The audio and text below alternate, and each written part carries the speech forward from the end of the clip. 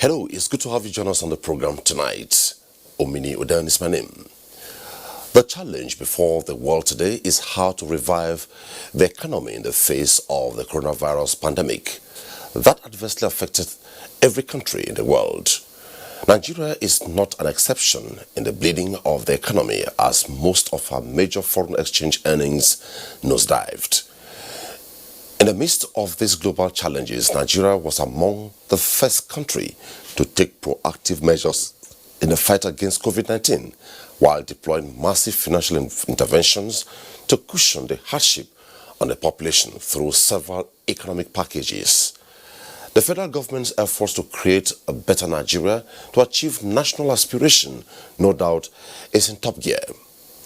President Muhammadu Buhari has already given marching orders for the full implementation of the 2.3 trillion naira economic sustainability plan and capital projects in the 2020 budget. The new National Development Plan 2021 to 2025 is on course along with Vision 2050, while an inward look by the government to develop critical infrastructure for public goods and the fast-tracking of the economy has led to recent deregulation of the oil and gas economy in Nigeria. The power sector recovery program is ongoing to align the infrastructure deficit with Siemens Company of Germany. This is beside a host of several projects, social intervention policies of the federal government to ensure that not only speedy post-COVID economy, but Nigeria to be among the fastest growing economies in the world. Tonight on NTA Live, we shall focus on the various efforts of the government to provide functional economy to achieve national aspiration. But first is the backgrounder by Benny Adams. Thief in the night, the virus evaded territories, stealing the livelihoods of millions across the globe. Governments locked down cities, towns and villages to avoid spread. All citizens in these areas are to stay in their homes. Hunger began to strike as everyone remained indoors for fear of the unknown. Then came the need to think outside the box for survival, and the task before all was to balance health and wealth. Palliatives were provided, amongst which are 3 months repayment moratorium for trader money, market money and farmer money loans, moratorium to all federal government-funded loans, and conditional cash transfer. As the virus gained ground, it rattled markets, prompting the announcement of 50 billion naira fund by the CBN governor to enable households and small businesses weather the storm as COVID-19 hits harder. And another 100 billion to support local drug manufacturing, increase bed count in hospitals, funding intensive care, as well as increasing laboratory testing, equipment and research. Secondly, given the continuing impact of the disease on global supply chains, the Central Bank of Nigeria will increase its intervention in boosting local manufacturing and import substitution by another 1 trillion naira across all critical sectors of the Nigerian economy. An implementation committee came alive to ensure the private sector contribution of 1.5 trillion infrastructure funding is harnessed, in addition to linking farming communities to market, among other monetary response interventions in agriculture through the Anko Borrower program, amounting to 3.5 trillion naira. Amid rising inflation and global economic uncertainty, weak oil prices, reduced revenue, and projected low GDP growth, the federal government continuously shows commitment, one of which is the 10 billion naira palliative fund for road transport operators and workers, in addition to amendment of the Agricultural Credit Guarantee Scheme Bill, which raised share capital of the fund from 3 billion naira to 50 billion naira, recently unveiled among other interventions to stimulate the economy. Benny Adams, NTA News. Getting the economy running amid COVID-19 is the focus of the program tonight, and Benny Adams' background that sets the tone for the takeoff of the program. It's Tuesday Live, and at some point our phone lines will be open. If we are true to you, please turn down the volume of your television set and go straight to the point and address your issues. Also, you can be part of the conversation tonight through our Twitter handle at Tuesday Live NTA. My guest tonight are set to run. I have Director General, National Orientation Agency, Dr. Garba Abari. Welcome to the program. Thank you. Good evening, everyone. Malam Mahmoud Othman, former Commissioner for Home Affairs, Information and Rural Development and Community Development, Kano State. It's good to have you on the program. Thank you very much. Good evening, viewers. Professor Ken Ife, Development Economist. Good to see you on Tuesday Live tonight. Good evening. Niyi Akinseju is a financial and investment analyst. Welcome to Tuesday Live. A player. It's Niyi. Let's take a generic look or perspective on the economic outlook of the country as it is currently.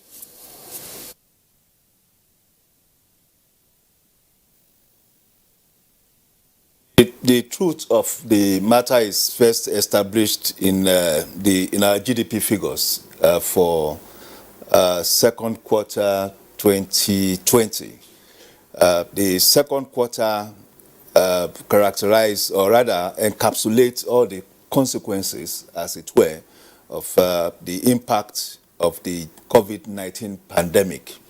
And what are the undercurrent character of that particular quarter? Low transaction. Transaction is at the heart of any economy. Transaction of exchange of goods for money. Let's put it in that primary context. So where you had the social distancing policy, and of course the lockdown, it meant that the constriction of demand and constraint of supply had no meeting point.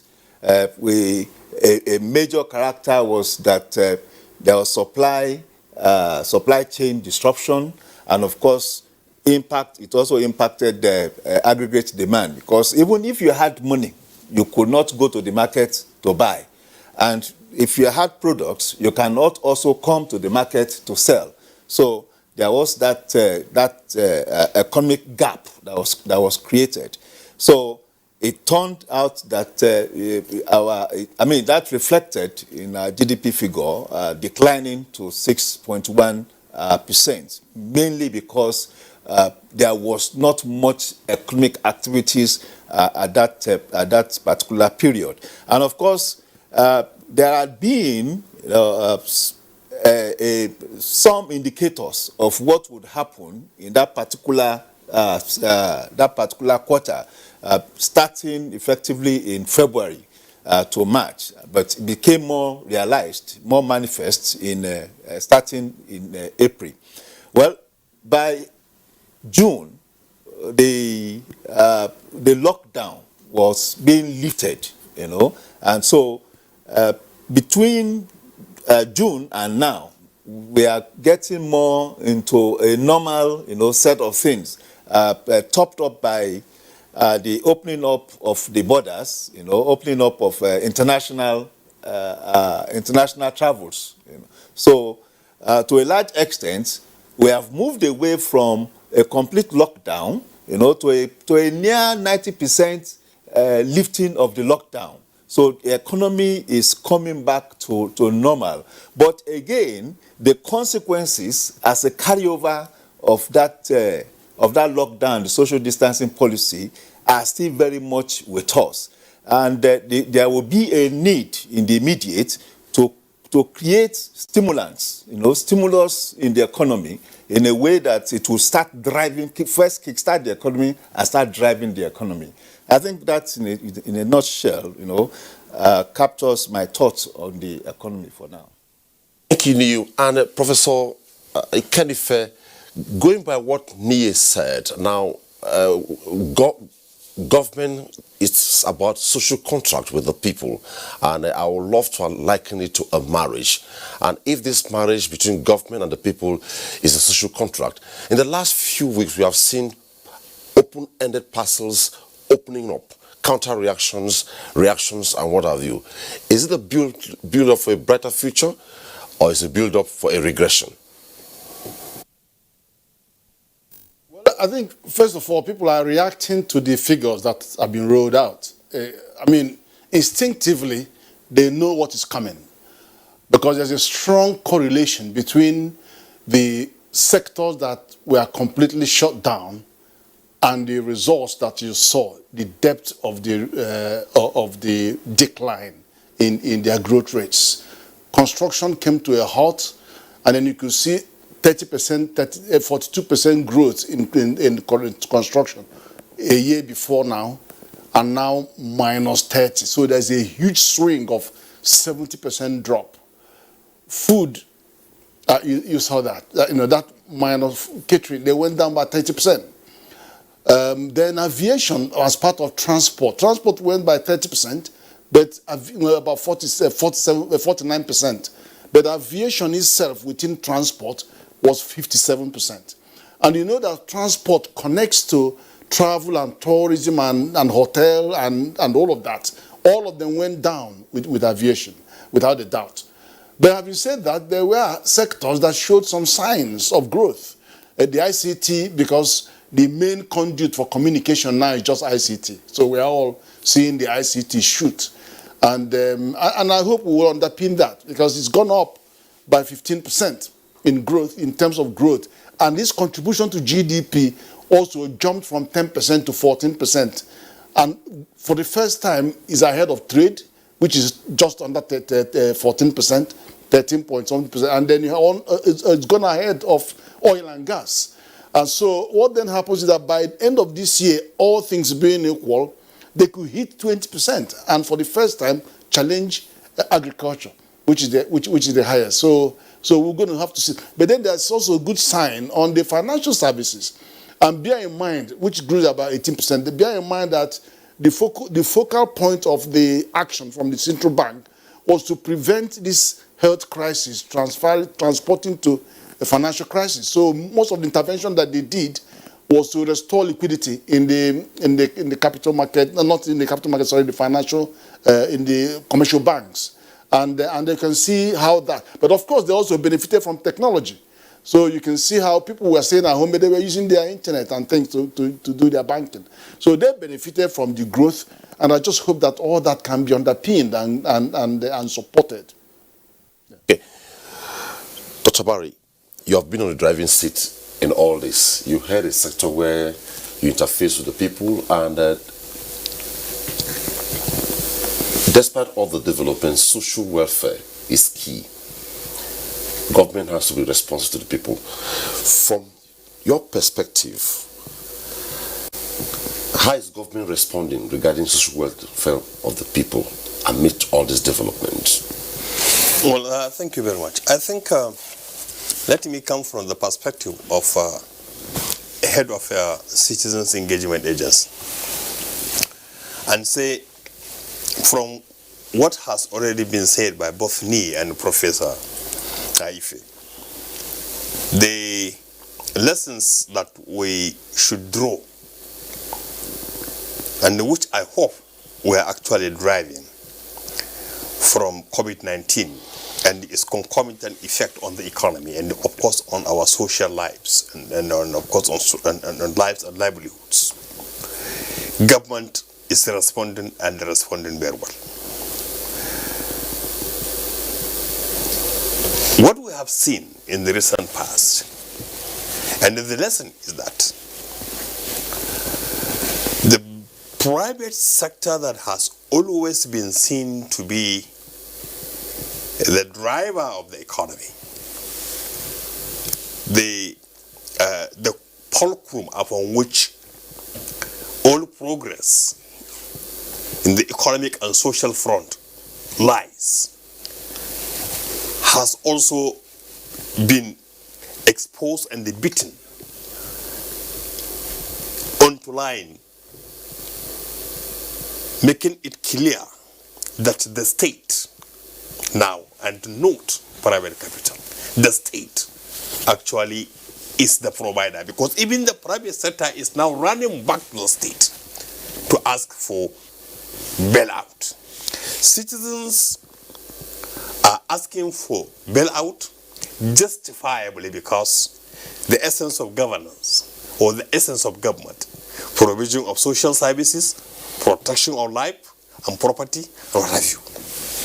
So we are in a situation where we have to communicate to citizens that given the challenges that have been thrown up by the global pandemic and the concomitant effect of all of this on our economy and on our lives as individuals first, because when I had to sit down under lockdown for 6 weeks, and the knee had actually sufficiently captured that. Where I have the money, I cannot go to the market to buy. Where I have something to sell, I cannot go to the market to sell. So you can see how from both sides the pandemic was burning the candles from both sides. The pandemic was burning the candles from both sides. Now, government is responding, and they're responding favorably in so many ways. Through the lockdown, to the time when the lockdown started to get eased, and the government was also responding in commensurate quantum to the need of that moment. Now, with the economy almost coming back to normal, we are not anywhere near what we should be. But with the opening of the economy now almost coming full cycle, we can say that the sustainability package that have just been unleashed by the federal government, you can see differently that government is responding in such a way that jobs will have to be created, small holder enterprises will be supported, construction work will resume in housing, on roads, on, and with all the commensurate multiplier effect of that on the economy and on smallholder economic entrepreneurs and what have you. So by and large, we have a big challenge as a government, like all governments over the world are now having, because we had a new, what we call a new experience. Of course, no little wonder that the COVID-19 was called Nobel COVID-19. Yeah. It's new. It came out with its own challenges. Nobody anticipated it. When it came with different levels of mutations here and there. We are still grappling with how to find the medicine for it. And you can see everybody is now talking about near normal. We have to live with it. We cannot continue to lock down. We have to continue wearing our masks and keeping social distancing. But at the same time also responding to the challenges that it has thrown upon us as people, upon us as nations, and upon us as a global community. Because for the first time, this is a time there had never been in the last 100 years when the world came to a complete standstill for such as the one we have seen in the period during the lockdown. Okay. But I think the government is responding, and they're responding favorably. Okay.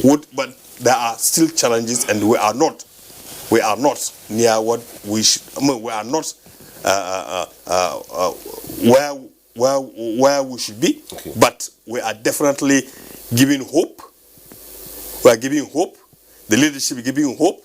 The leadership is so oblivious of the challenges of the moment, and it is responding responsibly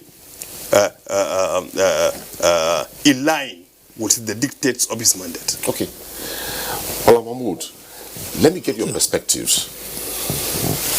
Well, I want to align myself with a lot of things Dr. Abari said. First of all, the world is learning something new.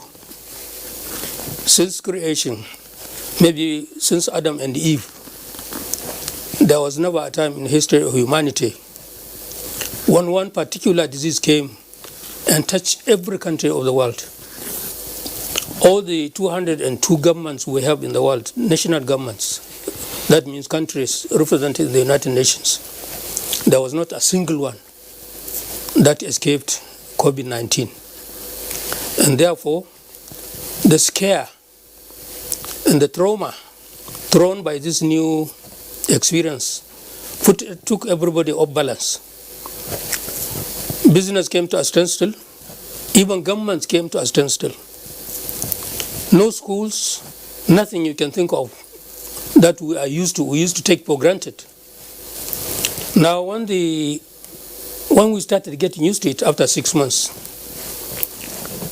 all sorts of initiative came out to humanity as usual. Governments in different parts of the world came with one thing or the other called palliative. One of the countries in the Southern Africa, I don't want to mention the name, their palliative was, I saw people queued and everybody was given cabbage, if you know, a bowl of cabbage.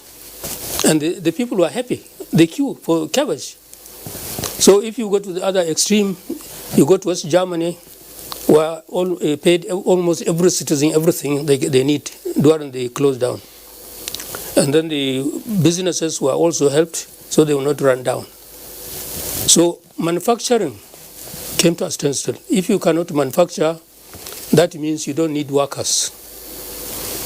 All those services, from tourism to anything, those countries that rely on tourism as the number one contributor or serious contributor to the GDP, of course, so red more than some of us who have only one mono product, in our own case, oil. So you depend on one product, you are in big trouble. Whether it is tourism or oil or any other product. Therefore, the experience we gained in the last 6 months, which we are now reluctantly coming out of it, we are still learning. Everybody is still trying whether it will work. But some of the fundamentals that we take for granted in our usual way of doing things, now at least we are being put to test. All those things, you cannot keep doing the same thing and getting the same result. If you want to improve, you have to do something different. And I think that's where we are now. Okay, thank you. Let's go back to Kenife and Akinsijuni and Kenife. Let me begin with Professor Kenife. In all these, various decisions have been taken, and I would love to knock it from this line. The timing may be inauspicious, but there is no bad time to do what is right. Let's look at recent decisions taken by government. A number of Nigerians see it on the surface, they refuse to look at it in-depthly. Beginning with, let's say, the oil and gas, petroleum price in the country. A number of persons are not looking at it from the long term. They are seeing it from the short term. That's why I said the timing may be inauspicious, but there is no bad time to do what is right. How do you open up from here? Well, first of all, the decision to deregulate is a correct one. But then it's a partial deregulation. So you have the PPR agency constantly dimming the floor price, and then giving the leeway for the oil marketers to play with the price, at least giving the floor. But that's the right move. But obviously, there's nothing you will do that people will not complain about. Obviously, about the timing, but we have to take those decisions. The same with the electricity. My worry about the electricity is that we need to meter. People are going to be worried that you are raising their price when you have still not addressed the fundamentals of metering them so that they are paying the correct price. But when people can pay the correct price, then we have to face the reality that this industry needs to, we have to work with the correct economic price for people to come into the investors to come into the industry. So I can see that side where for those who are metered is okay. But for those who are not metered, they will feel very bitter that we are still, subjectively giving them a price that you cannot defend. Still on you, from what you're saying, is it a right decision or is it a bad decision for the economy? The correct decision, but you may have issues about the timing. But there are very important decisions that have to be made. I have different view about how much we can put our faith on fossil-based fossil energy-based economic development. I'm not with you on that, because we have seen so many plans, 2010, 2020, so many plans, and they all talk about structural change, diversification, but none of these plans have addressed the structural change. The structural change that needs to be addressed is moving away. Every country is moving away from fossil energy-based economic planning and development. We are not moving away. Our transportation system is still dependent on fossil fuel. We are not imbibing the bioenergy. We are not imbibing the non-fossil fuel. Our industries are still based on that power that is coming from more fossil fuel dependent. Our power generation system is still fossil fuel dependent. And so we're not moving. Germany is generating $466 billion on bioenergy. Just Germany. And we have all the agroecology in Nigeria to produce. And we're not doing that. We haven't moved. NNPC keeps telling us stories about when they're going to guess they need 10 million liters, and Dangote needs 20 million liters, but they're not making enough effort. And we're the biggest producer of cassava in the world, by far the biggest producer of 60 million metric tons. And all we need is 1.27 billion liters of ethanol to make sure that 10% ethanol mix in petrol is implemented in the country. Very small proportion, not even up to 500,000 liters, tons of about just under 300,000 tons of cassava. But we're not doing it. We're not doing it. So it is one thing to say, let us increase the export of sesame seed and all that without the quality infrastructure. You can't export those. You can export them and you have difficulties. But even where they projected in the zero oil plan that if you assume Nigeria is going to be supplying 5% of certain 11 commodities, will supply 5% of the world supply, it all came to $29 billion. That can be one product from bioeconomy. We need to talk about this. I want to bring bioeconomy, digital economy to the center stage of our development planning, and then make sure that we are kissing goodbye to fossil fuel-based economic planning. We've got to move. The whole world has moved, and we haven't. We're only seeing these fringes that you can get some export revenue to do this. Digital technology would affect and define all factors of production and all means of exchange, yes. And that's why it is sitting where it is. But bioeconomy can employ everybody in this country. Oil and gas mining can't employ 1 million people. But that will cost, and everything you require for this bioeconomy cannot be imported. But everything you produce from it can be exported. So that is the real challenger to forex revenue. And we need to move this to the center stage. Kenife, I know where I'm actually driving at. In reacting to or follow up to what Professor Kenife just said, let me activate you from here. In public governance, in leadership, there's a dilemma or there's a connection between courage and fear. Courage and fear in taking decisions. You need courage to take certain very good decisions, even if in the surface of it, people may not like it, but in the long term, they applaud you. So in all this, how do you react to it, given recent reactions regarding government decisions in the country? It's principally about the quality of leadership. Leadership essentially is about aggregating the interests of the led, of the people, and of course acting in an appropriate manner to advance that same interest. Sometimes there may not be a consensus, on the right kind of decision to make to advance the interests of the led, that is of the people. But it's the leader that stands, in the gap, that determines to what extent he or she wants to carry on or advance the interests of the people for the good of the people.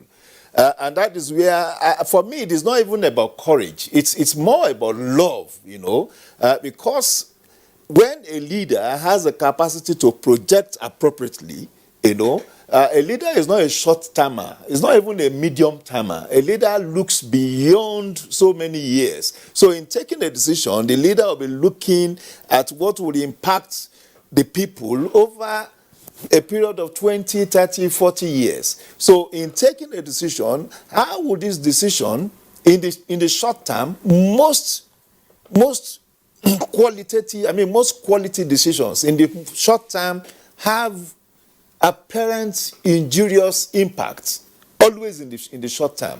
But in the long term, they come with consequences that positively impact the people. But of course, any community of people, the larger percentage of the people in that community are constituted by people who are, say, at the low, the base of the pyramid, and these people are economically defined as not too active, and they are principally 3 square meals population. What's important to them is to feed 3 times a day, morning, afternoon, and evening. Now, where those, and that actually for me, I'm using that as a basic definition, of vulnerability. So where they think that these basic things are being threatened in terms of what they eat, in terms of their little access to power, in terms of their access to water, and just basic things of life, there's a natural tendency, of course, to trigger anger. But what I've realized in Nigeria is that the elite group, the elite class that enjoys so much privilege at very cheap rate, find a way of rousing the temperament or the anger of the people, and it's as if they were acting, or they are acting on behalf of the people. And I think that is wrong. The important thing for me is that at every point in time, we must know what are those things that are actually creating vulnerability in the government, in the environment, in our environment. And I have zeroed in to the fact that our major weakness in the economy is productivity. So it is not, the whole thing boils down to how do we produce in a way that it will be cheaper, in a way that it will be competitive. Whatever we are producing, it will be competitive both in the domestic and in the global market, and in a way that it will also be convenient, to produce. If we don't have constant power, we cannot produce competitively. If we don't have fuel as appropriately supplied, we cannot produce competitively. And if we are also subsidizing these products as they were, it also translates to the fact that we will be constrained, because it means that what government is supposed to be spending money on will be misaligned. As far as I'm concerned, subsidizing fuel is like just subsidizing consumption. It's like taking a liter, when you buy 10 liters of fuel, of PMS, and it's subsidized to the tune of about 200 or 300 naira. By the time you use that 10 liters, it translates to mean that you have actually consumed without producing, in consequential order, that quantity of fuel. So, meanwhile, same Nigerians are actually protesting. Some Nigerians are actually protesting that we are taking so much debt. Now, if you cannot organically generate revenue, you will have to take debt. Now, but if you have a subsidy somewhere, which means you have money that you are actually spending on the consumption, on the consuming item, and you have the alternative of saying, look, why don't we stop this subsidy so that we can use it for the infrastructure that we need, that will enhance our productivity, and to that extent, be able to save money and direct into that infrastructure. That means we would also be reducing our need for taking loan. So it has overlapping impact on themselves, as it were. So for me, I must confess that perhaps this is the first time I am understanding these dynamics. I've always been on the side, perhaps because of my tendency. I tend towards managed economy, But I believe at this time we have gone too far, One, our susceptibility to the dynamics in the environment, especially our incapacitation in terms of infrastructural deficiencies and all that, are too obvious. And it is obvious that we may not have the capacity to organically, generate the revenue to fill this gap. If we do not fill this gap, we will just be slumbering, and it is as if we will stagnate. There is a need to trigger this economy.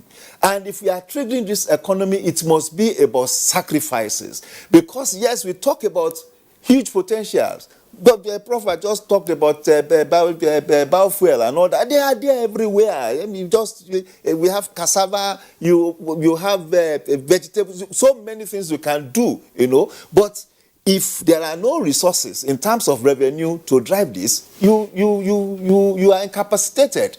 So I think this policy is appropriate to the extent that, well, for those I am not one of, for those that are protesting that we are taking so much loan, this is one way, of course, to direct, money that we are spending on consumption into what we need, and therefore reduce our need for loan. That is one. Then two, I think the central bank too is making a lot of effort to diversify our power needs. Our power, the power alternatives. Of recent, I've heard of a $2 billion solar energy funding for enterprises in that sector. So much that the limit, the single obligor limit for whoever is interested in that is 500 million, and I think it is good, Then, of course, the NNPC too, in fact, led by the Minister of Power, is also leading the charge in the area of compressed natural gas. We have been flaring gas for a long time, and it's cheaper and it's cleaner, If we are able, I understand, and it's practical. We've been talking about this. The first time I heard about this project was, I think, about 25 or 27 years ago. But it has just been, we've just been talking. But I think now there's some kind of reality coming to it with the recent announcement that 27,000 filling stations will be equipped, to fill compressed natural gas. Most of these are in the NNPC branded outlets.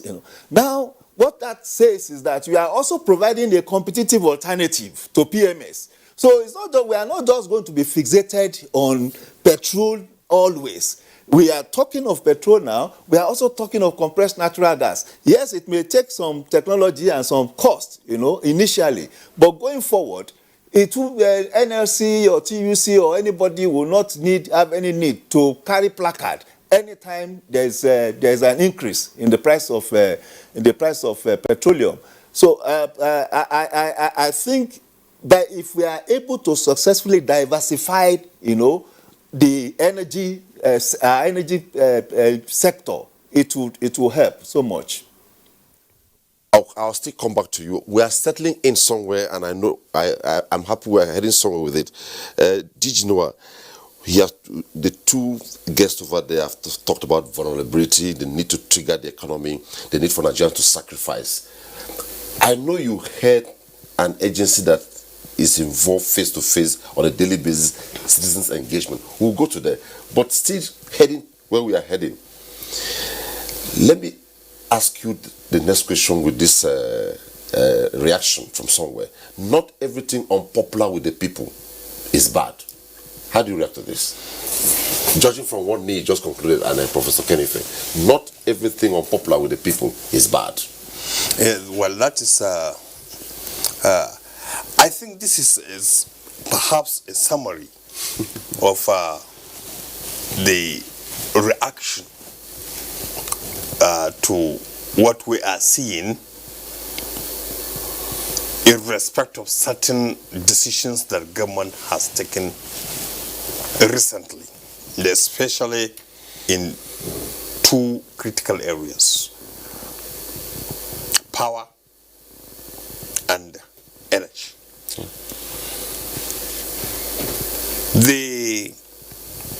From the perspective of a citizens' engagement agency, we can say that not every decision that is taken is a bad decision, yes, but we cannot assume that all citizens are aware of this dictum. We cannot assume that citizens or all citizens are aware of this dictum.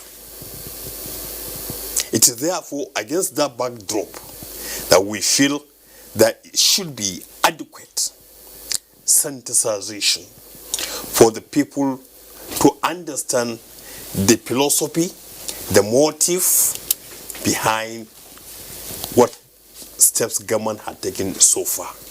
I think in black and white, from what both Professor Kenife and Nii are now saying, this government and indeed the country, it doesn't have to be this government now, indeed the country can no longer afford the luxury of subsidy. This is one. What does it mean? Well, the country doesn't have the resources now. If it had been able to do it in the past, now it cannot afford to do that. But at the same time, the government is also conscious of the need to trigger the economy so that lives and livelihoods will be so positively affected by these policies. That's one. Two, infrastructure needs to be developed. The government is trying as much as possible to free as much of its resources as it can to develop infrastructure. What does COVID-19 teach us? The world over, what COVID-19 has shown, and even deriving from the experiences of the advanced countries, is that governments have not been investing as adequately as they should in the area of social services, especially health. Especially health. And we have seen this even with the advanced countries that are up to now yet to come out fully. You know, with all their advanced infrastructure, with all the advanced health care services that many developing countries run to seek for help, we have seen actually the inadequacies that they have actually suffered, you know, because of COVID-19. So in this respect, while we are while Nigeria needs infrastructure, while Nigeria needs enhanced social services, rebuilding of education and school, investing in IT, the digital economy, which happily is actually witnessing exponential growth, while we need to also plan for our youth and for the aged population, whatever resources government can get to free for purposes of provision of this, it has to do, and it is doing. Now, it is not even enough. So, if it is not enough, what do you need to do? You freeze the trapped resources, and of course you go and borrow it. Because this is the only way you can kickstart the economy and make economic activities pick up so fast as to counter the effect of the lockdown. Now, where do we as a citizens engagement agency come in? Sensitization. Okay. Sensitization. Make citizens aware that not all decisions that are taken are eventually bad decisions. They could be very painful decisions, yes. But you see, the point is we are not hoping that we'll go back to these dark days of old. A country of over 200 million people with a population growth of nearly over 3 million, 3% per annum, with a youth bulge of over 70% below the age of 35. That is actually a country that has a lot of resources if nurtured, if harnessed, if capacitated, for growth and development. And this is what precisely government is trying to do. Let me tell you a story. I have heard so much about the hue and the cry about escalating food crisis. Escalating the hunger in the land. People can no longer afford to eat. We are facing a food crisis. This is not. I don't think this country is experiencing a food crisis. Of course, we are experiencing a situation where food prices are so high, and the government is so unaware, and that is why measures are being taken. The presidential address after the retreat and before the retreat, and the responsiveness that government has actually put in place to tackle the issue of food high food prices, are actually indicative of the fact that government is not unaware of this problem and is therefore addressing the issue the way it should be. Back in 1984, that was the time when the country actually faced. When I was a middle level civil servant at that time. When I had to queue for sugar, and if I wanted two packs of sugar, I could only be given one. Or at least the whole a family of two will be giving only one pack to share. I had to queue for rice. I had to queue for milk in this country. But we have already passed that stage. Yeah. And the government is now saying, citizens, we are giving you hope, and they keep the hope alive, and that we are not unaware of the realities on ground, and that whatever it needs to be done is actually being done. And we are not really oblivious of the hardship. But hardship are transient, and of course it is all part of our nation development challenges, which we will overcome. Okay. In a couple of minutes, we'll be taking some reports, and shortly after that, we'll take a break, and when we come back, we'll take a couple of tweets that have come in. But before then, let me ask Malam Uthman. Malam Uthman, there's always a saying that there's no better time than now. The time is now. From the ambit of sacrifice, when will you say is the best time to sacrifice? Is it just wait till tomorrow or right now? Well, to answer that question, we have to go back to see where we come from. We allow some bankrupt ruling elites to do whatever they wanted in our country. We are not serious, but there must be a dead end. We must be serious. We don't have a choice. We have reached the cul-de-sac. There is no way. Either you come back or you keep going, whether you knock your head or whatever. We discovered petroleum back in 1958. When it became commercial and were exporting it, we too became crude, like the crude oil were exporting. We didn't bother to have a refinery. By the time we had 4 refineries, corruption moved in, killed the 4 refineries, allowed some people to vandalize the 5 lines that took refined petroleum to depots. Now we invited about 300,000 trucks to go to Lagos because there is a port there. We allow some people to put out what they call farm tanks. What happened? They say they are importing fuel. Since we don't have refineries to refine, therefore we have to import. But from what I watch,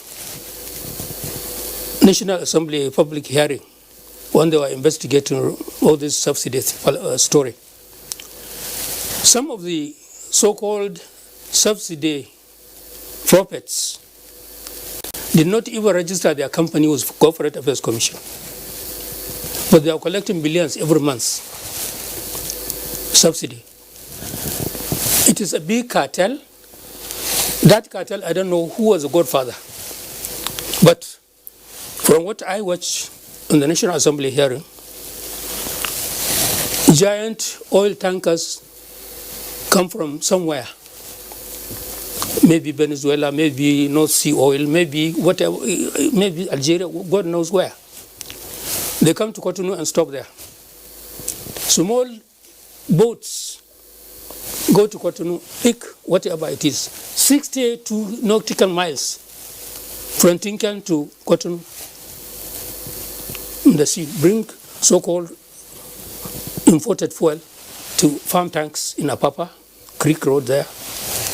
Then all these tankers from Calabar, from Maiduguri, from Damaturu, from Ilela, from Ilorim, from Ilaro, they all moved to Lagos to carry. Nobody built that road because when you come from Benin or you come from Ibadan, you end up in Shagamu. That's the only way you can go to Lagos. So that road, that Shagamu-Lagos, or that Lagos, Shagamu, Apapa, whether it is Julius Berger or Julius Caesar you bring to construct that road, it will not last. And then what happened? These anointed people who are collecting money called subsidy, who have nothing to show for it. Some of them did not bring a single thing. Nobody, all the petroleum we are consuming, no Nigerian importer was importing it from Saudi Arabia or Venezuela or all those oil countries outside Nigeria. But so you cannot live on that falsehood forever. Something must happen. I know we have been struggling against petroleum subsidy removal. When they came with SAP in the mid-80s, it was a big struggle. Workers were against it, ordinary people. This story we keep hearing all over again. But now we have reached a dead end. What do we do? They are trying to bring back refineries. If public refineries cannot work, Dangote is doing his own. Maybe other people will come to do their own. If you don't refine your petroleum in your own country, you are as crude as the crude oil you are exporting. Because it is when you refine, you get all those petroleum byproducts. Every paint, every plastic, fertilizer, whatever you call it. All synthetic fiber, everything you can think of. Now, because you now took your crude oil to refine people who refined it, and you crude one go and collect it, give them the same money they give you for crude barrel per barrel. to give you what you call raw materials to come and produce. Then your money, proceeds for your crude, cannot pay for your consumption. Therefore, what do? You go out borrowing. When you go out borrowing, what is it? IMF, the World Bank will wake up. You are not creditworthy until our sister, you come to World Bank, our sister IMF must certify that you are creditworthy. They come with conditionalities. Those conditionalities are anti-people. You come and try their so-called conditionalities, people rise up to go to war with the government. What do? You have to bring peace. This peace you are bringing, what do? Whether it is handcuffs, whether it is tear gas, is still imported. So imperialist economic system has tied our apron string. We don't even know how to free ourselves and go away. So we have now reached a dead end. Whether we like it or not, it cannot be business as usual. Okay. The biggest culprit of all this is corruption. You hear lazy people say, Nigerian border is porous. Nigerian border is not porous. It is just some heads of some public people that is porous. Take the border from where River Niger comes into Nigeria. You go to Kamba, you go to Gaya, a small place called Gaya, which is in Niger. Follow that line across the Nigerian border all the way to Lake Chad, where you hit Lake Chad. It's more than 1,500 kilometers. But you cannot cross Niger and spend 30 minutes without the gendarme picking you somewhere. Pick any bush you like. But when you come to Nigeria, our public officials who compromise say our borders are for us, therefore everything is possible here. Whether it is smuggling, whether it is human trafficking, whatever you call it. So somebody must take a stand. Those who are benefiting from these crimes, of course, will not fold their arms until you can deal with them ruthlessly. The legal system is working in cahoot. It's not the fault of the judges, but the system we inherited from our colonial masters, which we amplify now to become like a religion. You cannot go anywhere with that kind of system. So, Nigerian people, if there is information management properly, they will understand. Okay. Otherwise, the disgruntled elites who are not getting what they want will keep fanning the embers of hatred, ethnic chauvinism, religious bigotry, and that's what they are doing. That's the only thing they can do. It's the lazy man's way to get away with murder. Madam Usman, quite touchy and breathtaking, your analysis. We'll come back to you, but once again, for journalists, we are taking a look at getting the economy running amid COVID-19. At the beginning, we told you we'll have a couple of reports dotting the landscape of the country in sustaining the conversation. A couple of tweets have come in, and our phone lines will be displayed on the screen. When we'll come back from break, we'll take the tweets, and for a reminder, our Twitter handle is @TuesdayLiveNTA. You can be part of the conversation. Our first report tonight is emanating from Abuja, put together by Jide. Meeting at a time that the world is struggling to overcome the economic and social crisis caused by the novel COVID-19 pandemic. Deliberations at this first ministerial performance review retreat included consequences of the pandemic, especially as the ministers would have to adjust policy approaches and method of working going forward.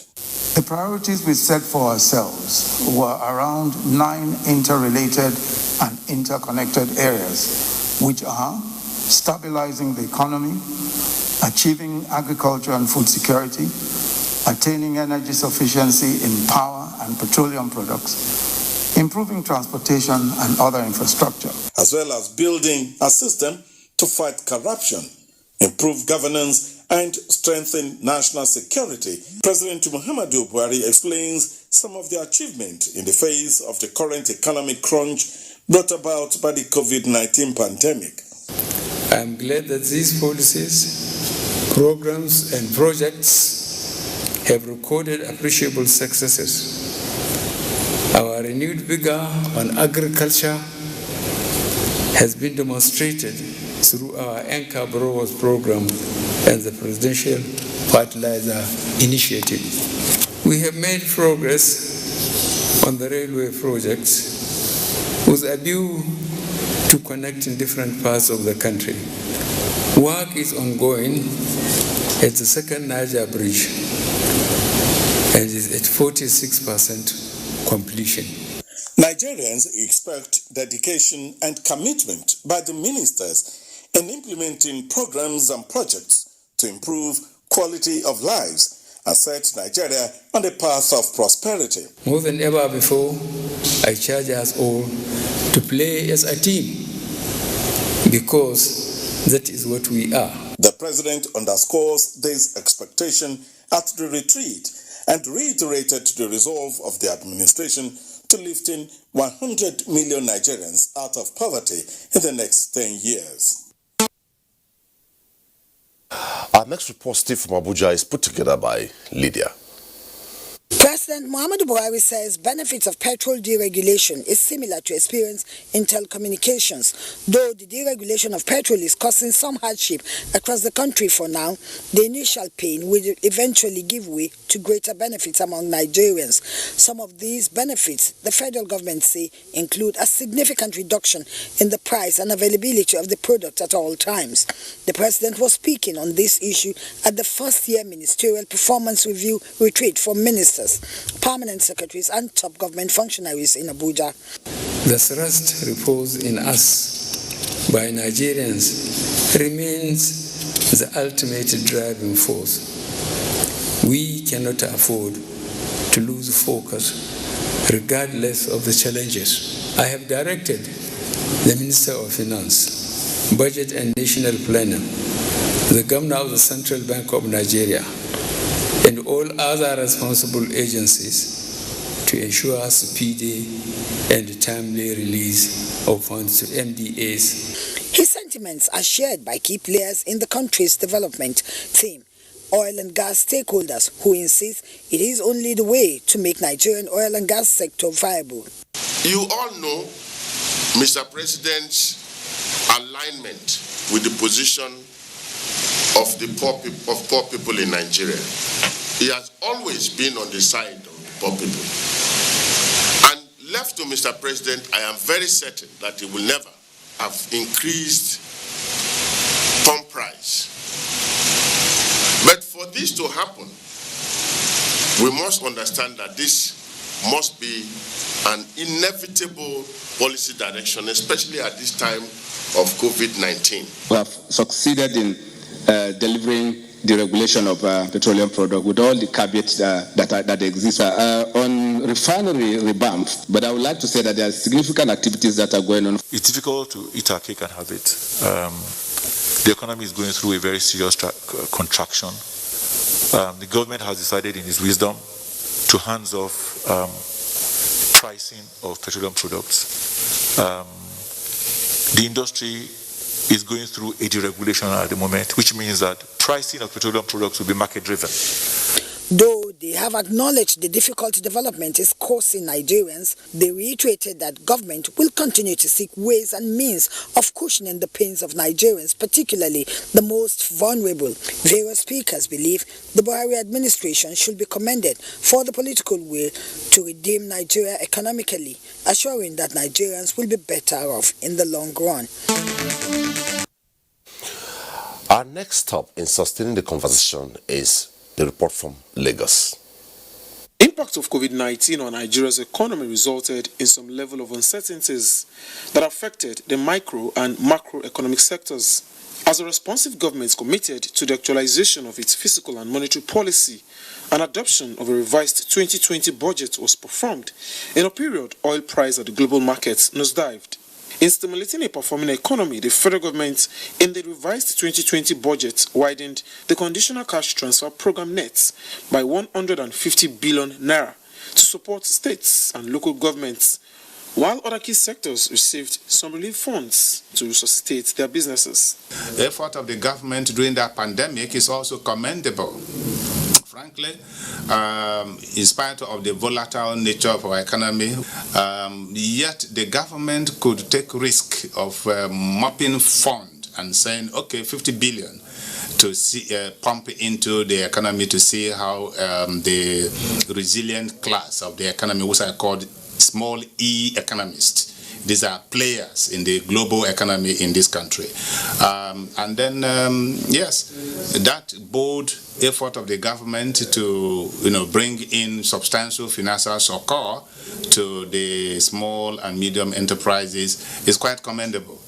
While the federal government cut down on its spending in order to return the economy on the path of growth, the CBN was also proactive in its monetary policy in May, as 100 basis points was cut from the rate, while the Apex Bank made liquidity available for non-bank financial institutions, leading to significant lowering of market yields of government securities. Remember that the government also, during these pandemic issues, had the regulatory forbearance to, particularly to banks, that resulted from the CBN's instructions or moral suasion to restructure credit facilities in most financial institutions as much as close to about 41% of their loan portfolio. This is also to mitigate the impact of loan loss provisions, the impact of bad loans that this has created. With the ease in lockdown and reopening of the economy for business activities, as well as the federal government's economic policies on ease of doing business and sustaining a vibrant economy, economic experts have expressed optimism on a more performing economy post-COVID-19. Getting the economy running amid COVID-19 is the focus of Tuesday Live tonight. When we return after the break, we'll take some tweets and some phone calls. Stay with us. People get their news and information from more media sources than ever before. Some of the news and information given are fake, unverified, doctored, and manufactured to create confusion, stir disaffection, and cause disunity. Before you believe or share any news, ask yourself, is this real? Is it from a credible source? Is it verified or verifiable? Fake news is dangerous, whether you do it for fun or for political gains. Real people can get hurt. Fake news, don't create it, don't spread it. This is a public service announcement from NTA. You can follow us on all our social media platforms: Facebook at NTA Network News, Instagram at NTA Network, Twitter at NTA News Now, YouTube at NTA News Online, or visit www.nta.ng. For live streaming, visit www.nta.ng/live.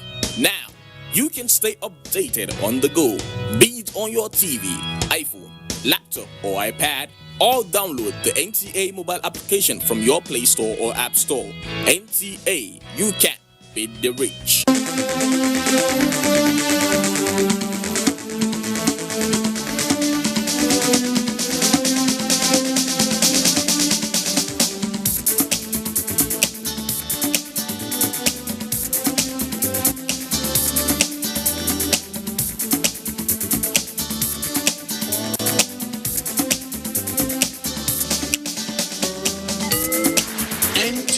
Tuesday Live, a network issue-oriented innovation talk show.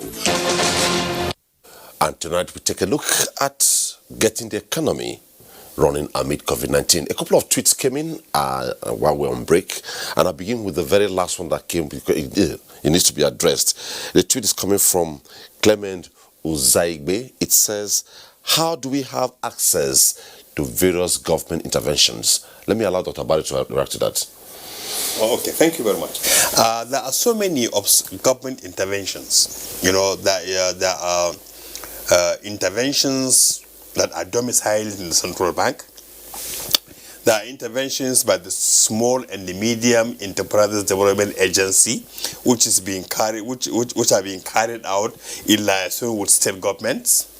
There are interventions by the National Social Insurance Program, which are domiciled in the Ministry of humanitarian development, and then there are also interventions that you find at other different government agencies. Whichever of the interventions that one requires, first, they are being advertised in the nation's newspapers. Secondly, they are also being advertised in the in various social media platforms, and they give addresses or websites that citizens are expected to actually access the particular or given websites. And so it all depends on actually even the NSIP. It depends on which of the categories of the interventions we're talking about. Is it N-Power? Is it the technology development support? Is it the teacher program? Is it so there are different categories actually of the NSIP. Okay. You know, there are small and medium enterprises intervention scheme that the CIMIDAN is actually warehousing, and it is doing this with actually state focal persons. Okay. You know, citizens can access this when they reach the relevant focal persons in their respective states. You know, there are also agricultural intervention domicile in the central bank, maybe the Ankoboros program. There are also equally, just like the CIMIDAN one, the small and the medium enterprises support scheme, which is also domiciled in the central bank. And all of this, there are particular websites that are being given for citizens to actually access. The newspapers carry this kind of information. Some of the, I have had also quite a number of radio programs where such interventions are being advertised, you know, in the FM stations. So I think this answers the question. Okay. The next tweet coming from Darkstar Asen. Let me take that to Malam Othman. It says, getting the economy running includes trying to clip the wings of the cabal. Maybe that even amplifies what you said before we went on break. Yes. How do you react to this? Well, it needs political will. And that political will has started to show itself. Because if you are going to deal with corruption, you have to be ready. Because, first of all, corruption is a byproduct of indiscipline. How did we reach this level where we are? Because of I don't care attitude of a lot of our public functionaries that served us in the past. And it is very easy to deceive people. When we were paying cheap petroleum, just like yesterday, people have forgotten where we go and queue 1.5 kilometers waiting for our turn. People sleep in the petrol stations. By the time it will come to your level, they say the fuel has finished. A liter, 600 naira, 700 naira. Let's take our first caller. I'll come back to you. Okay. Our first caller tonight on the program is calling from Ibadan. Kunle. Hello, Kunle.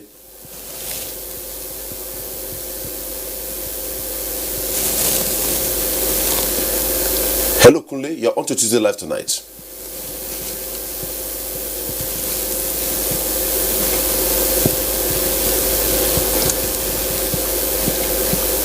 Hello, Kunle.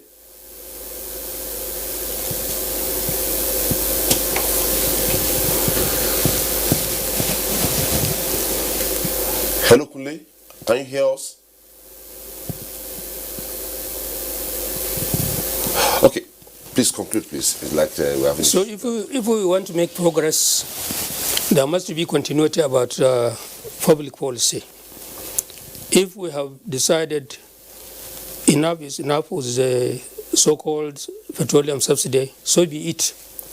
But at least, in return, we are guaranteed permanent and stable supply of petroleum energy. No, private sector will not complain on this. But a situation where we find it very difficult as a people to take decisions when they are needed. And then we have to apologize later. It's not leadership. So the mafia, or what do you call it, cartel, or whatever they call it, they are human beings like you and me. They are Nigerians. And only in Nigeria you find some things happening. For example, vandalization of petroleum product, either pipeline or whatever. We are not the only country in the world with petroleum. Nobody has ever had anybody vandalizing anything in Gabon, or Algeria, or Angola. Not talk of Saudi Arabia, Qatar, UAE, and so on and so on. Only in Nigeria this happened. So those foot soldiers who are doing all this, they have a godfather who is directing them to do it. Where do small people who vandalize petroleum, where do they get the boat that carries it? When they carry it, where do they take it to? When outsiders come to our shores, they are helped by our own people to come to the riverine areas and siphon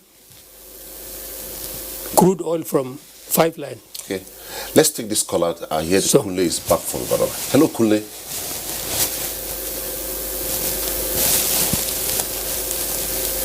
Hello, Kunle. If you can hear me, go ahead, please.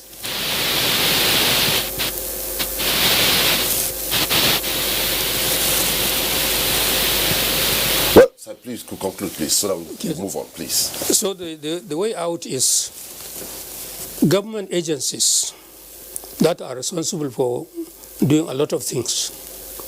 They have to wake up. We don't have to beg them to do their duty. No fear, no favor. Whoever does it, deal with him. The laws are there in the books. Okay.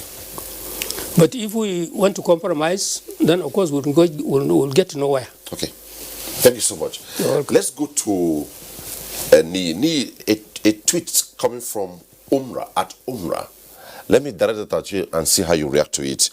Getting the economy running amid COVID-19 requires sincere and incorruptible stakeholders who will ensure strict checks and balance in all government policies and support as regards to developing the various sectors of the economy, especially agriculture and power supply. How do you react to this? The owner of that tweet puts the issue in proper perspective and context, because whatever may be the policies of government, the discipline of honesty and incorruptibility, it's very important, because no matter how brilliant a policy or a program may be, if it's not properly implemented, or if there's undercurrent of dishonesty, it won't have the desired impact. In the Nigerian situation, and of course as programs are unfolding, what is sure, what is definite is that the programs so far are impressive programs.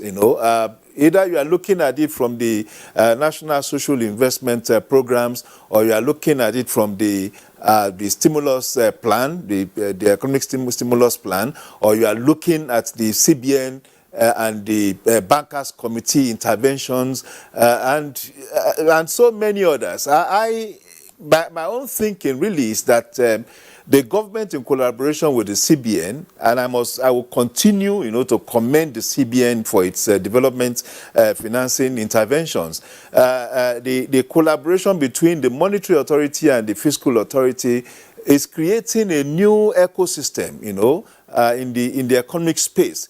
It's not just about this 2.3 trillion naira that we are talking about. That's just happening now. But before then, there have been a number of policies that started creating cushion, in the environment, as if in preparation for the negative consequences of the pandemic. So, of recent now, we are talking of payroll support fund.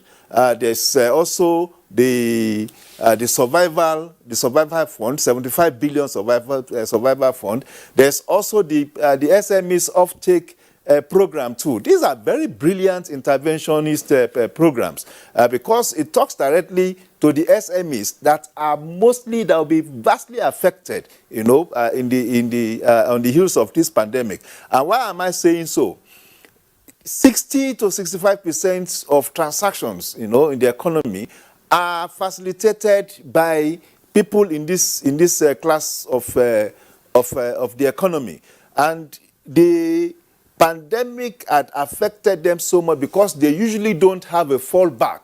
One, in terms of savings, they are mostly a 24-hour transactional entities. They supply goods or services, they earn money that same day, and that same day they have economic needs, to buy things, and which means that at the end of the day they may not even have a single saving out of that. So, and you now have a pandemic that stopped them from transacting any form of business for a period of 6 weeks, more or less. Now that would have created a lot of gap. This same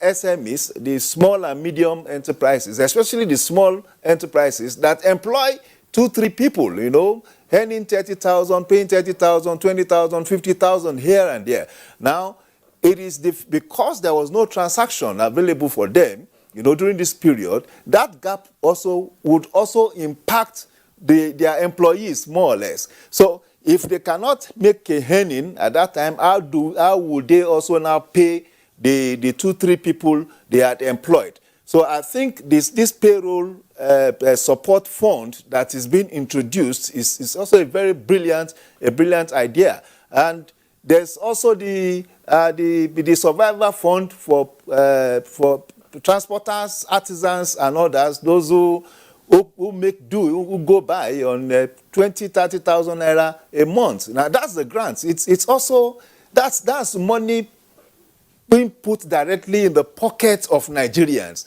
and by doing that you trigger economic transactions, and that's how the thing keeps circling and values are created.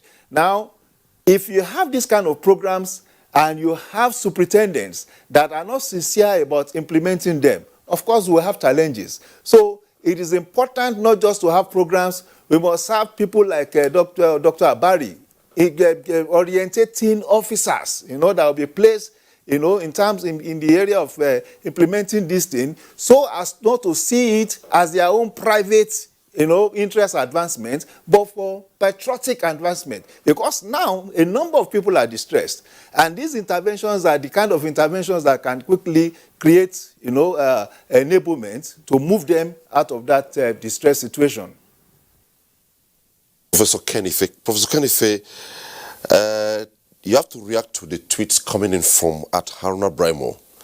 It says, with 60% revenue loss, the first thing now is to drive fiscal prudence and prioritize resources allocation to critical sectors that can fast-track economic diversification for job creation, social scheme designs for empowerment, and continuous infrastructural development. How do you react to this? Well, that's true, but the devil is in the detail. Infrastructure, we all agree, government needs to continue to invest in infrastructure. But where we are at odds is the precise scope of government's intervention in infrastructure. We have seen intense borrowing activity around infrastructure. But we've also agreed in March this year that the private sector is taking the bull by the horn with a 15 trillion capitalization of an infrastructure company, which will be backed by a bridge of $2 billion by way of sovereign guarantee from federal government. And then all those infrastructure projects government is carrying should be transferred to this body to sort it out. And with that bridge, you can now attract foreign investors. Of course, they have to look at those plans again and sort them out and make sure that they are viable and that they are sustainable. And then because they should be capable of taking them to the market, bring PPPs, all the stuff. So government can focus on social inclusion in health, employment, poverty reduction, and working with state governments in agriculture so that we can get down to more serious business. And of course, there is also the case that our rising debt profile, even though we have substantial headroom on external borrowing, but there's the likelihood of a fiscal stress because the debt service to government revenue is well over 50% on the current budget. But you know that in disbursement, it might even swing up to 60%. And so that's not a level of comfort. So what we need to do is to up all our game in terms of revenue generation, wherever. And you can see signs of it, not only in the expansion of the revenue base, but also in the intensity in collecting those. And you've seen lots of feathers being ruffled by efforts of FIRS to get more money into the coffers. And then, of course, the customs are rising to the challenge of beefing up revenue. So all of those are necessary, and they have to come timely to enable us support the spend that is expected to keep the economy afloat. The government hasn't done badly in terms of keeping their workforce. I haven't heard that government has retrenched anybody. But we've lost over 30 million, about 39 million jobs in the private sector. So it's music to my ear to hear that there are some more quantitative easing coming on, and then there are some more resources going to the base of the pyramid, the MSMEs. Now, bear in mind, although the disruptions of the supply chain affected output, a lot of the resources, quantitative resources, are heading to output to boost output.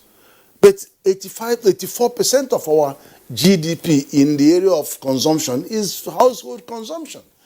Government is only 5.4 to 5.7 consumption, and then the rest is in investment. So if you don't balance the resources across increasing output and then protecting aggregate demand, you have a disconnect.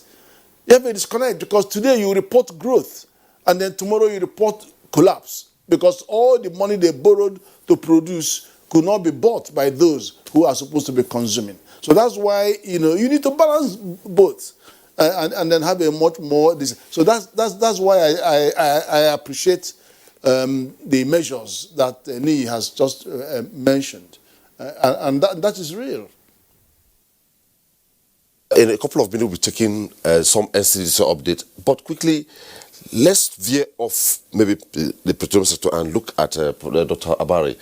I know you are in the steering committee, the board of what I don't know how to specifically say it now, the National Youth Investment Fund. What's the update on that? Well, I think the update of that is that it is a fund actually that is already being put in place and is being assessed.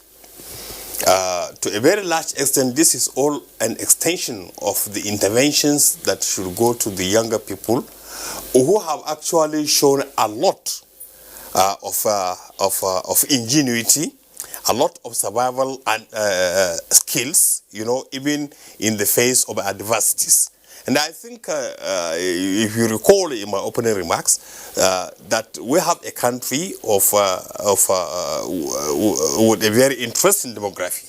A country of 200 million people or more, depending on which of the figures sources you actually want to use. Most of which is below the age of 35. Okay. And I said, this is actually a country that has a lot of resources. And what is that resources? Human resources, which you need to tap into, to harness, to develop, and to nurture. But if you are able to actually catch this category of young men who are active, who have shown a lot of zeal, a lot of ingenuity, and a lot of perseverance in responding to these challenges, then they need to be supported. And this is actually the kind of support that is being given, that is being put in place. In the last tweet, somebody asked, how do we assess that kind of? And of course, like I said, there is a lot of information in the newspapers on how to assess this kind of fund. And of course, when you have when you take a profile of most of the people really that have been said to be engaging in all of this crime and criminality that we have been seeing, you know, in different parts of the country, many of them comprised of young people, maybe 40 years down, you know. No, that is not to say that there are no actually elders also involved. There are elders that support and the rest of them, but the real foot soldiers are the young people who are energetic, who have a lot of ideas, who are always very active on the social media, you know, on Instagram, on Twitter, on WhatsApp, on To Go, on and all of this, you know. And of course they imbibe a lot of they assess a lot of information, and most of it uncensored, and of course such kind of information helps in shaping their thoughts. Yeah. You know, in shaping their thoughts and their mannerisms and their attitudes, and if you are able to get them gainfully engaged, you know, gainfully engaged, one way or the other, developing their skills, giving them empowerment, giving them skills, giving them opportunities that are lying out there, which they have never thought it existed, you know, you stand to benefit three things. You stand to benefit building human security, okay, which will have the effect of reduced crime and criminality. You stand to benefit empowering a large chunk of your population which is young and able-bodied, and therefore you promote wealth creation, you address poverty related issues, okay, by reducing the funds of poverty. And then thirdly, you also stand to benefit from creating an atmosphere that reduces poverty and creates wealth, and engaging in developing human security. Then that way you are on the path to building a society that is secure, that is prosperous, that is disciplined. Okay. Before I take on Malam Uthman, just reaching us from the Nigeria Center for Disease Control is the COVID-19 update in Nigeria, and it says that Nigeria confirmed 90 new cases of COVID-19 in the country as at 15th of September 2020. A breakdown shows that Lagos has 33 cases, Plateau 27, Kaduna 17, and Ogun State 6. Others are the Federal Capital Territory 4, 1 each in Anambra, Ekiti, and Nasarawa states. The 90 new cases bring the total number of confirmed cases in Nigeria to 56,478.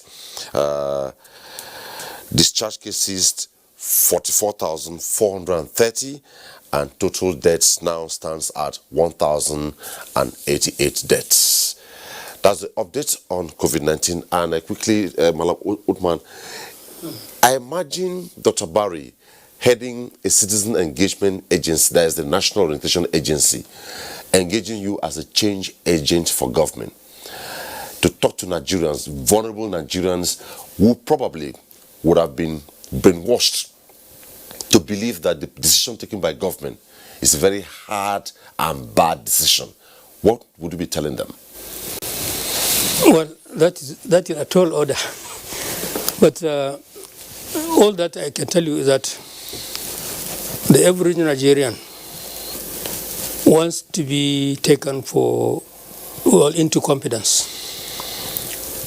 So it's not just a question of the ordinary rank and file. You pacify them, then you think you solve the problem. The problem needs holistic approach. The organized private sector, that is a big employer of labor. If you can take into confidence Manufacturers Association, NASIMA, NECA, that's Nigeria Employees Constitutive Association, government is taking them into confidence when policies are going to evolve. Nigeria Labour Congress and Trade Union Congress, believe me, they are partners in progress. You take their leadership into confidence, you are not going to have all these strikes and threats, lockout and so on and so forth. Each time you're on, Kunle will be calling. Kunle has called again. Let me take Kunle's call now. Okay. Hello, Kunle. You're on to Tuesday Live.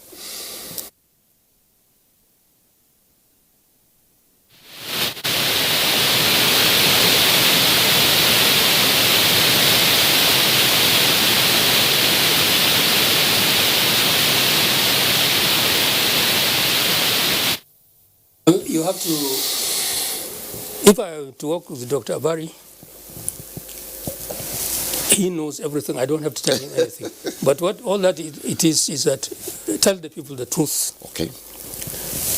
You don't blame only federal government.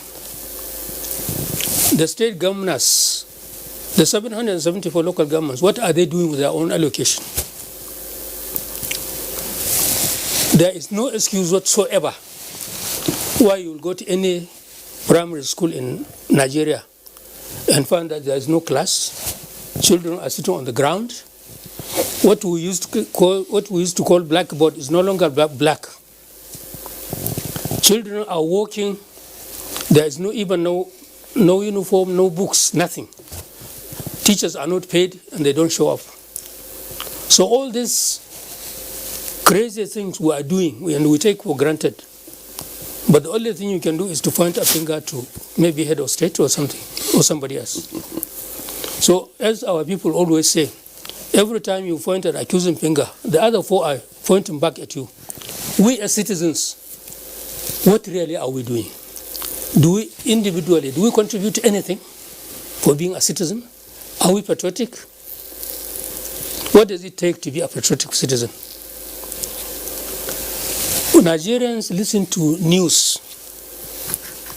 People in northern Nigeria have a lot of these little radio stations they watch, overseas radio, everything. So you cannot talk of lack of enlightenment. People know. But because the third columnists, I don't want to call them fifth, the columnists are there. The more we remain in the dark, the more they prosper. If they organize a rampage or attack on somebody, they don't use their own children.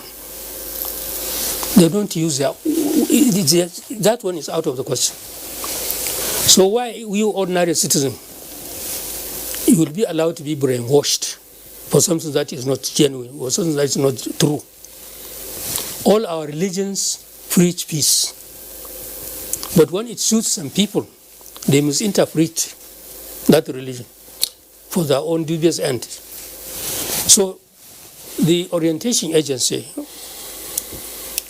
and his own new approach to enable young people to take care of their own lives must be supported by public enlightenment. Okay. More and more public enlightenment. Let them see the truth. Let us put our priorities right. If you go to our state capitals and other places, you see that development is taking place in the state capital. Nothing is happening outside the state capital. So what is the priority?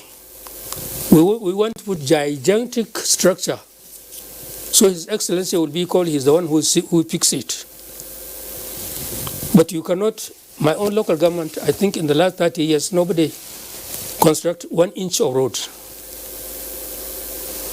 And we are just some kilometers outside Kano State, Kano capital. Still come back to you. So when you talk of all these kind of problems, they are the things that prostrate the ordinary person. And so many promises were made by those people who are very close to them, And all those promises were broken. So even if you come with genuine intention, they still suspect you that you are one of them.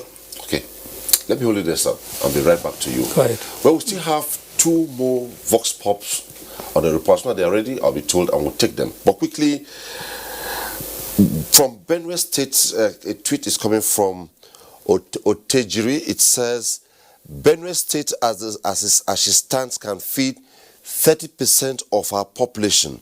Why is there no railway from Benue State to Lagos? For example, what major benefit is the railway from Abuja to Kaduna at this point? It's a question. You talk about corruption and cabal as if they are monsters that can't be reduced with a working business plan. You can eliminate these cabals. That's the reaction from Benue State. And quickly, when we return, there are three tweets I'll have to take to Professor Kenife and Ni Akinsiju. But quickly, let's take the vox pop put together still to sustain the conversation tonight from Jos. Abuja to Jos will actually encourage tourists to be on the plateau. The key issue here will be issues such as you got to be customer focused now. Think more long term, and you can't think long term without planning short term, because it's your short term strategy that makes you survive into the long term. Businesses should be more data driven. They also need to be open to their customers. Transparency is always good in every sphere of life. Unless we adopt a robust way that such monies could be transmitted from the source to the destination within a period of time, for you to have value addition, you have to go into production. Those are Nigerians reacting from Jos Plateau State. And quickly, Ni Akinsiju, please, a tweet from Usman Garba says, has the government not chosen the wrong time to remove petroleum subsidies? How do you react to it? For any decision that is supposed to be progressive, yes, we are coming out of a pandemic, but the truth also is that this decision was made, I think, sometime since March. You know, when price of a liter of petrol came down to as little as 123 naira, and the immediate reaction of that to that price was that of triumphalism by users of PMS.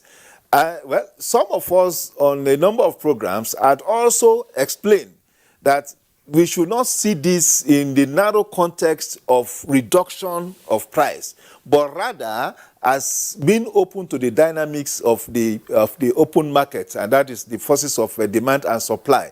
It is the price had gone down at that time, principally because price of crude oil had also gone down, and that we should expect price to move up when and if price of crude oil moved up. So if the truth is that this is not just a decision that was made 2 or 3 weeks ago. It was made, I think, 3 months ago when price first came down. And I think what the government did was to use the opportunity, of that price floor, as it were, to introduce deregulation. And for me, what I appeal to Nigeria is to consider what economists, and thankfully prophets here, what economists would apply as opportunity cost, for every liter of petrol that is subsidized. It's the real cost for those things we are losing out, for infrastructure, for good roads, enhanced power that would drive our industries, for education, for hospitals and all that. That's the real cost of it. So if we determine, to give this policy how do I call it? If we give it a try and put faith and confidence in it, I am believing that we will be able to move fund that we have been spending on consumables, because fuel, yes, most fuel that we use, in Nigeria are for traffic. They are not for functional purpose, because what you use for commercial fuel mostly is for diesel, and diesel is what you use for commercial purpose mostly, to move goods and properties from one point to the other. So that is your economic fuel. The PMS is traffic fuel. You use it to just move from one point to the other. You may not necessarily be involved in any form of commercial activities in the use of that fuel. And meanwhile, that fuel is coming at a huge cost, not just to you, but also to other Nigerians through government coffers. So rather than now use that to just keep moving around, why don't we corral all this the subsidy that we are using? I may be using 2 naira subsidy, especially those who commute through public transport. Their subsidy is very low. But the owner of a 4-wheel drive, the big man, Jeep, may be using up to 10,000 subsidy a day. Those are the people that are enjoying subsidy because they are using big cars. Some of them also have 3 or 4 of those cars. So when you do a comparative analysis, the poor man who uses public transport, his gain or gain out of the subsidy may just be about 3 naira or 4 naira a day, while the big man, who has cars lying everywhere in his compound, may actually be spending, may be using 10 to 20,000 of subsidy in a day. So rather than, meanwhile, it is this same person that has access to just a smaller percentage of the subsidy that is also suffering bad road, suffering inefficient supply of power, suffering inefficient. Is not able to access good health, good education.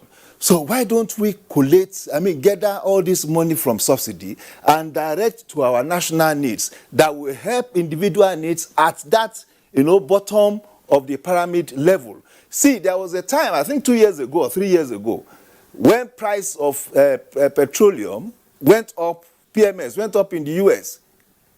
People were selling off their 4-wheel drives.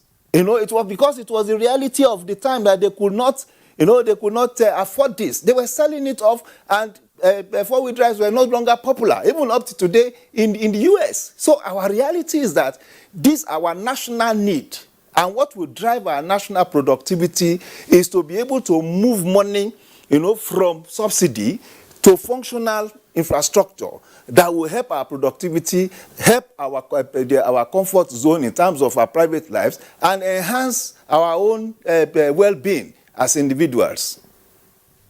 Let me go to Professor Kenife. Professor Kenife, we don't have all the time, but could you, by way of your concluding thoughts, scratch on issues concerning power quickly in just a few minutes? The shenanigans going on in the power sector by way of misalignments and all that kind of stories, we should begin to kiss goodbye to these stories. It's just getting out of hand. Think of how many billions of dollars have been sunk into this industry since 2014 we privatized it. And we're still not getting anywhere with it. And it's simply because we are stuck on this whole business that fossil fuel will drive our economic systems. It just doesn't make sense. If we spent half of what we have put in here in creating alternative sources, we wouldn't be where we are. I feel so ashamed that South Africa, we have 4 times their population and they have 10 times more power than us, and with a factor of 40 times. Nobody wants to hear that story. But I also need to say that in relation to the issue we are grappling with, people don't subsidize consumption. Please, for goodness sake. When you subsidize consumption, you are putting money you cannot account for into the hands of people. It's not if it doesn't go to the people. You subsidize production so that you create jobs. If you take 1 trillion as money we are throwing out in subsidy, Please take 40% of that and go and do value addition so that agricultural produce that you are processing will create jobs for people. And don't keep on exporting commodity export to neighboring countries. Take some part of that money you are burning in subsidy and give as loan, not dash, not grant. Give it as loan to modular refineries. Look at the percentage loss of the refineries. Minus 20% last year, then minus 57%, minus 60-something%. That's our refinery. But modular refinery of 20,000 barrels costs you between $75 million and $100 million.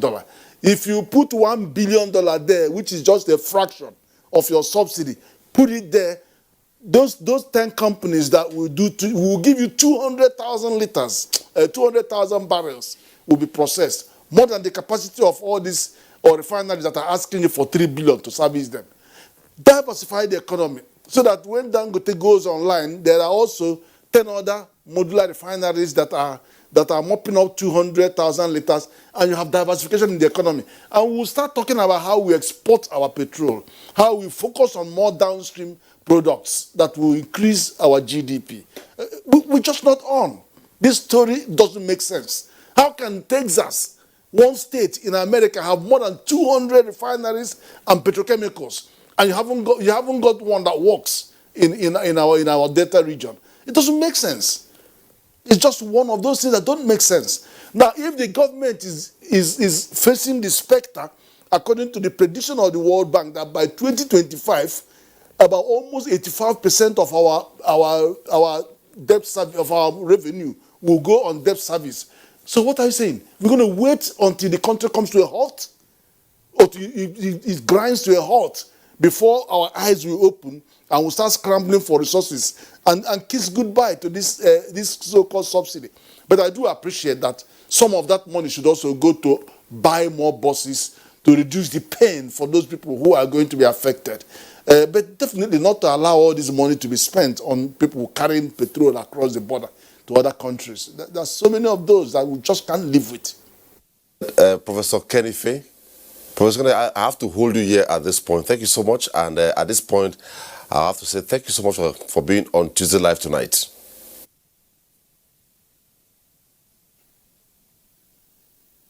And also to Niyi Akinsiju, we must thank you so much for making time to be on the program tonight. Thank you. Much. Uthman, let me quickly thank you before I allow Dr. Barry to do his concluding thoughts. It was nice having you on Tuesday Live tonight. And before I allow Dr. Barry to say bye to us, what is your concluding thoughts? Just in a few words. Well, my concluding thoughts, first and foremost, just a few words. Nigerians will have to keep hope alive. This country is a great country. We have got everything that a country needs to develop. We need to get the correct attitude. We need to cultivate and sustain the correct values, the values of hard work, honesty, discipline, transparency, accountability, shun corruption, be of good behavior, love the country, do as we will wish others to do unto us, so that we also do unto others.